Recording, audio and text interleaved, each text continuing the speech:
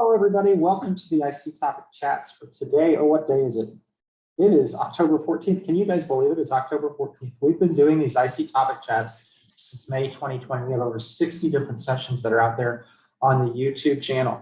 And today, we are super lucky. I can't believe we got our time. Corey Newhouse is, I often say if Goshen Education Consulting was a kid and you asked that kid, what do you want to grow up to be? I would say, Goshen would say, I want to grow up to be like Public Profit because they're such a great company. I've been very inspired by Corey over the years, and we're lucky to get an hour of her time and to be able to pick her brain about continuous quality improvement, or what everybody just calls it as CQI. Okay, well, I'm going to be quiet. I'm going to let Corey take over. The floor is yours, Corey, and I will stop sharing so you can jump in there. Great, thank you so much, Matt. Well, with an introduction like that, I feel like I should say hello and then hang up and just let everybody, go out on top. Again, I'm so thrilled to be here with you today, and so excited to meet face to face, or at least screen to screen, folks who I have known by name only, and to reconnect with some former colleagues and longtime friends. So again, thank you so much for having me. What Matt asked me to join you to talk with you about is kind of twofold. One is to share a little bit about our new everyday CQI Spark cards, and I'll give a little walkthrough of those in just a moment. Pardon me. But also appreciating the interest of this group, especially kind of pulling back the curtain, if you will, on why we developed the everyday CQI Spark cards and how it relates to some of our business development and team building activities at Public Profit. Because I know that you all are interested in, as fellow business owners, as fellow independent consultants, kind of broadening your own abilities to reach current and new clients and to share what you know. So I'm going to go ahead and share my screen in just one sec. And then, of course, there we go. You can see that I checked my email today.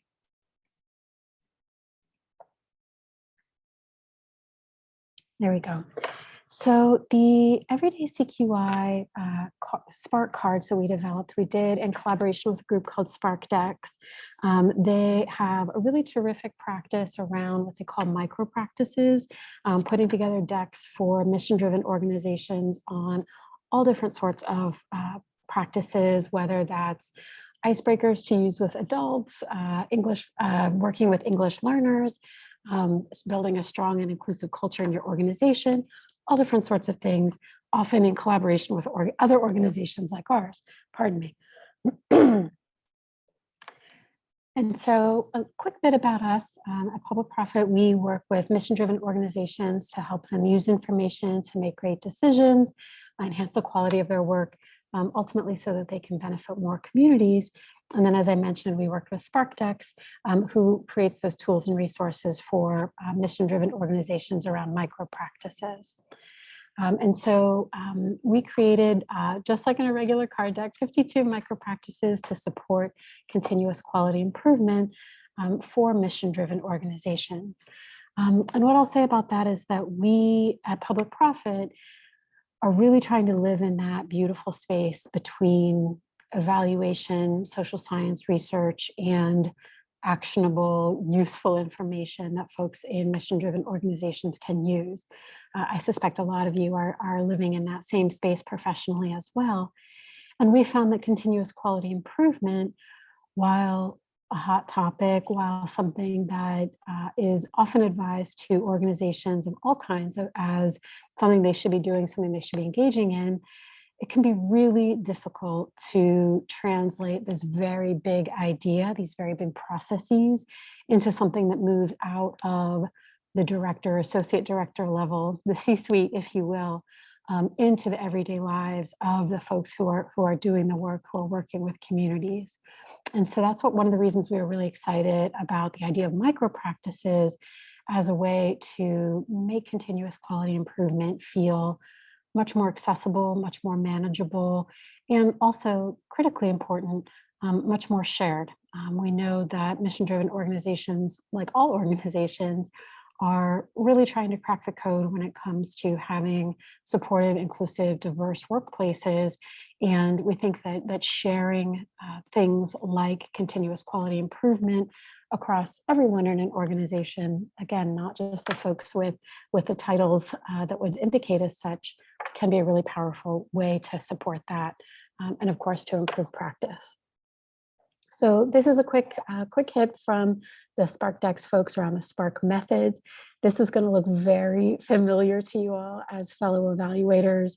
You set the goal, you identify practice that can help you, you do it, and then you reflect.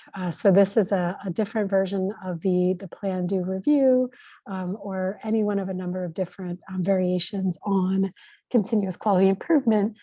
In this case, really located in this idea of the Spark method using those micro practices.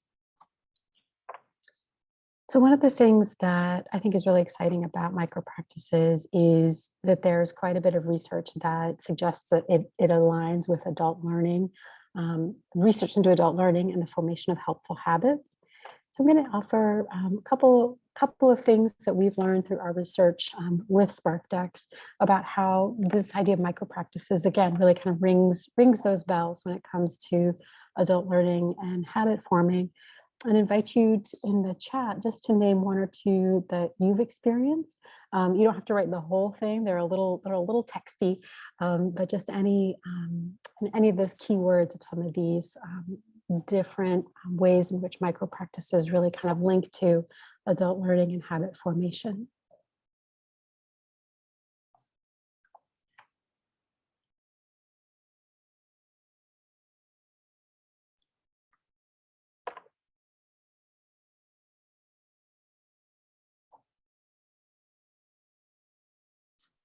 Well, I'm holding for you all to check those out and offer some thoughts in the chat. Oh, thank you, Katie. I was just going to say, I have a really similar thought around the positive direction. I think as evaluators, we can sometimes get caught in what's not working well, or maybe sort of skate over what's working well on the way to things that could be better. And yet when we think about, or when I think about my own experiences, really following that positive direction, kind of building on something that's working well, is often a lot easier for me when it comes to learning something new, changing my habits. And so that was a really powerful thought for me and for our team when we were thinking about the everyday CQI. How might we kind of work with really emphasizing and building on what's working well in lots of mission-driven organizations, rather than really focusing on what needs to be happening or what needs to be different. Great, thank you, Elizabeth. The small and attainable goals. And again, for us, especially when it comes to CQI and really evaluation and learning in general, we really do want it to be part of the everyday life of mission-driven organizations, and focusing on these smaller everyday practices really is one of the ways that we're most excited about making that happen. So I want to pull back, as I mentioned before, I want to pull back the curtains a little bit about kind of how and why we did this. And so the development process for this, SparkDex led us through a team brainstorming process where we did, for those who are familiar with the technology of participation kinds of methods, team brainstorm, lots of ideas on a virtual board, then refining, and kind of identifying those that we felt the most excited about. And then we grouped those ideas by theme, and then we regrouped them and had several mental crises and, what does it all mean, and how do we even talk about this kinds of moments. But we got there. And then I and the SparkDex team drafted the content of the cards based on the team's input and the copy edits. And then I'm happy to say that the SparkDex team took care of the rest and actually making the deck. There are, it turns out, services that do these cards mainly for folks who want to make their own games. How cool. And so I know blessedly little about how these actually got made, but we have them. But enough about talking about the production and building up to what's in them, let me share a little bit about those groups that we finally figured out. So we talk about getting grounded in CQI, centering stakeholders, embracing a growth mindset, reflecting and making meaning, and then systematizing CQI. I've got some previews of the cards on the next slide. Two things in here that we really grappled with, but that we ultimately decided was really important for this ultimate goal of helping CQI be part of the everyday lives of mission-driven groups, is to embrace a growth mindset and systematize CQI. Those we felt we kind of went around the mulberry bush a few times around those. For a few reasons. The systematize your CQI are things that frankly are good organizational practices. Having a regular time for reflection in team meetings, taking good notes, following up, having clear assignments. And we really grappled with, well, is that CQI, or is that just like good organizational practice? But at the end of the day, kind of when we were drawing on our experiences with mission-driven organizations, and especially those that can have a lot of staff turnover, maybe limited investment in professional development, that kind of naming explicitly some of those organizational practices felt really important if our goal was to actually have these sustainable practices. And then similarly, we kind of grappled with whether or not to include a growth mindset because it felt related to, but not necessarily textbook, if you will, around CQI. And yet again, when we reflected on our experience with mission-driven organizations and our own personal experiences, this idea of a growth mindset rather than a fixed mindset. So Carol Dweck's idea that putting additional effort into something you can get better, that your intelligence is not fixed, your ability is not fixed, but instead is something that can grow and change over time. Again, we kind of landed on the realization that more than just or in addition to some of the processes and habits, that mindset, that point of view at a team level, at an organizational level was really going to be important for us. And so here are some examples from the deck. You'll see that each of the different groupings has a different color, and that's at the bottom of the deck. And then these were some that we pulled from the full deck to share with you. I'll give you a sec to review those.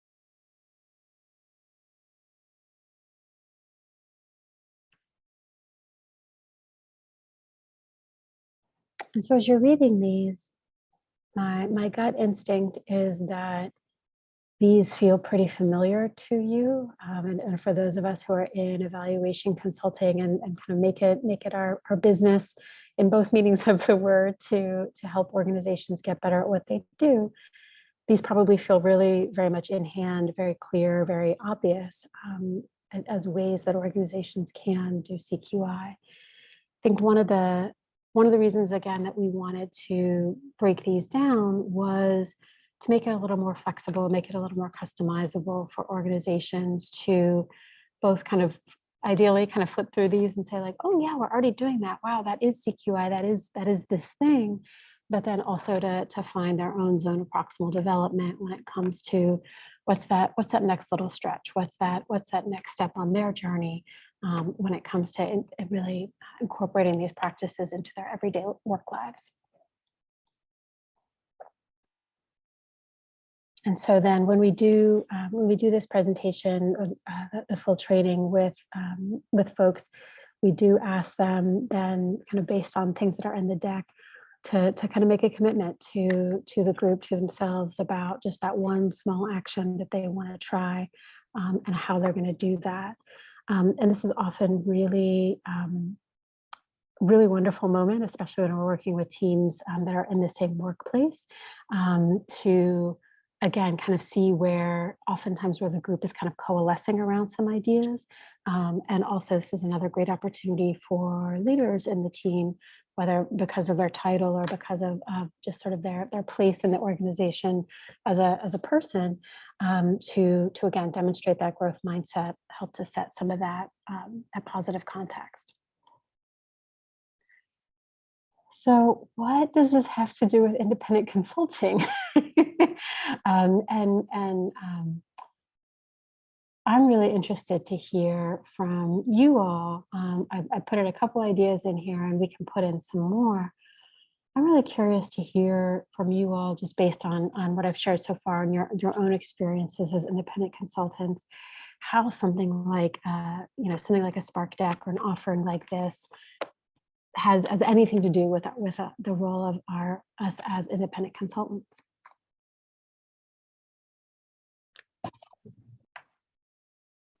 Well, I remember when you shared the Spark Deck, I just remember thinking it's such a novel idea, and yet another way to engage with your clients around your offerings and the way that you think about their work and the way that they need to be thinking about what they do on a regular basis. It was just kind of out of the box, yet, I mean, that seems so familiar at the same time. So I was just impressed with it, which is why I was like, oh my God, Corey, you gotta talk about this. I want to hear more.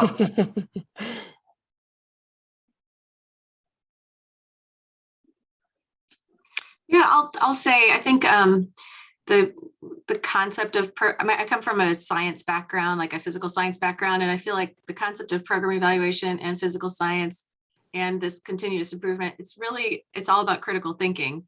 And so if you can get these cards to people, you're kind of helping educate them on how to keep the process going themselves. Yeah. It's like, here's another critical thinking exercise. How can you get outside of your own brain and keep this process moving? Yep, absolutely. And I appreciate what you say, Katie, about trying to recenter it from us as consultants to the folks who are doing the work, to our colleagues. Yeah, and I think building off of that, there's a lot of fear around evaluation. And I liked what you said, Corey, about being able to use these cards to show groups what they're already doing and what they're already doing well. Because evaluation can sound like this really big, scary thing that just requires adopting a lot of new strategies. And that's often not the case. It's just amplifying what groups are already doing. And I think having the cards be able to highlight that and really show folks that they're doing evaluation every day. It just might not be what they're thinking of is really a wonderful benefit.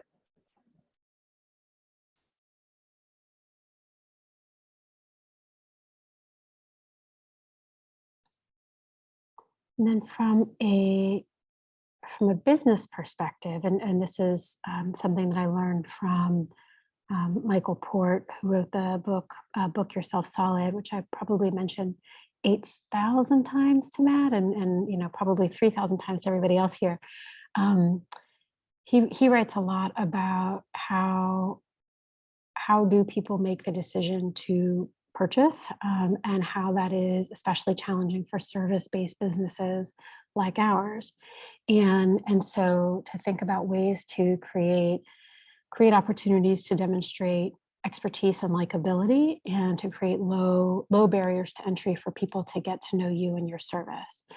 And that was a big eye-opener for me when I started thinking about what that path looked like for public profit at the time. And it was literally go on our website and read a couple write-ups that we've done about how awesome we are, or give us $25,000. And like, that was it. And I was like, well, if I were to put myself in those shoes, like I would be a little nervous about handing over, that kind of money to somebody that all I've seen is sort of their own representation of themselves, about how great they are. And not that we don't want to have that, but things like Spark Decks, things like free webinars, things like we have some other toolkits on our website that are, again, meant to really contribute to the field, but also really try to show who we are and how we approach the work is very much a business development strategy, and is a way to show that in our case, we're really trying to demonstrate in as many ways as possible that we are very focused on the applications of our work. We are very focused on having this be, Elizabeth, as you said, being something that is both being very strength-based, very asset-based. This is stuff a lot of folks are already doing. And how do we amplify that? And how do we amplify that in ways that are building on what folks are already doing, rather than trying to cram graduate school into a 45-minute session, which we've all done. I've done it, we've all done it, right? And so that really is one of the underlying features. And then it has the added benefit that now we have, as a team at Public Profit, we now have a lot of great starter dough that we can use for any kind of client engagement, any kind of training, in a fee-for-service setting. So it really has multiple benefits for us. And I'll say one of the things that really kind of most surprised and delighted me in this whole process was how energizing and exciting it was for our team to contribute to this deck. Less energizing and exciting to go from having 40 some cards to having 52 cards, because oh my gosh, figuring out the last few was hard, but it was really invigorating and validating for our team to come together and say, like, what do we know about this? What is our point of view? What would, if we were to make a product, which we knew we were, what would we put in it? And so that was really, I anticipated that would happen because we've done some similar things in the past, but the extent to which that was really validating and motivating for my colleagues at Public Profit was really exciting. So I'm going to pause there. Matt did ask me to share some very different questions around the inside the Evaluator Studio, questions about getting started and is now a good time. But let me hold off on that for a moment and just see if there are questions or wonderings about kind of this, these Spark cards, or kind of the underlying idea behind them as a business development and service strategy.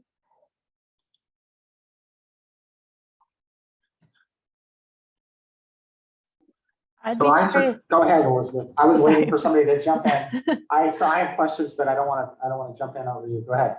I'd be curious, Corey, to hear how or if you're using the cards in sort of those initial contracting conversations to talk about, why someone should hire Public Profit and the value that this work might add.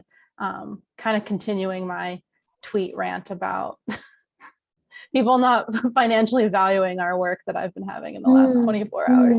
Yeah, that's a great question. I probably in not as many ways as we could be. We definitely use the deck and some of our other resources kind of as a way to show our understanding of a situation that folks are in, or some of the resources that we have to offer. We haven't used it like as a diagnostic. We have some other things for that kind of in those early stages of client conversations. And then we certainly do incorporate these into some of our paid engagements. We get these at cost and sell them at cost to our clients in those settings, so that, for example, team leads at multiple sites can have a set, or we can do a training together. Was that what you were thinking, Elizabeth? I want to make sure I understand your question. Yeah, I didn't really have a specific answer that I was expecting. I was just curious if you were using them throughout the contracting process in any way. I know that you all are very innovative and creative over there, so try to be. I'm just gonna break in real quick and just say to the YouTube folks, we're gonna stop recording now, but we're gonna keep going on our regular conversation in our chat. But thanks for watching today, and we'll see you next week.